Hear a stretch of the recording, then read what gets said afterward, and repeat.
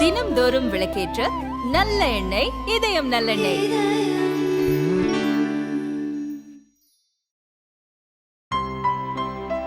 இனிமே கண்ணை மூடிட்டு கடலை எண்ணெய் வாங்கலாம். ஏன்னா மந்த்ரா கடலை எண்ணெய் இதயத்தின் தயாரிப்பு. திருவள்ளூர் தாசில்தார் ஆபீஸ் அருகே 1991 அரசு ஓய்வூதியர் சங்க கட்டடம் கட்டப்பட்டது.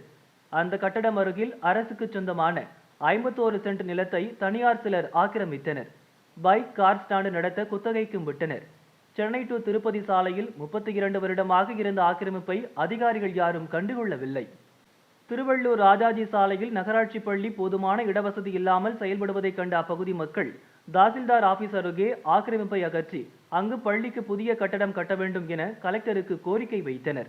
ஆக்கிரமிப்புகளை உடனடியாக அகற்ற கலெக்டர் பிரபுசங்கர் உத்தரவிட்டார். இன்று காலை போலீஸ் பாதுகாப்புடன் ஜேசிபி மூலம் பைக் ஸ்டாண்டை அதிகாரிகள் இடித்து அகற்றினர். அங்கு நிறுத்தி வைத்திருந்த பைக்குகளை அப்புறப்படுத்தி அரசு நிலத்தை மீட்டனர்.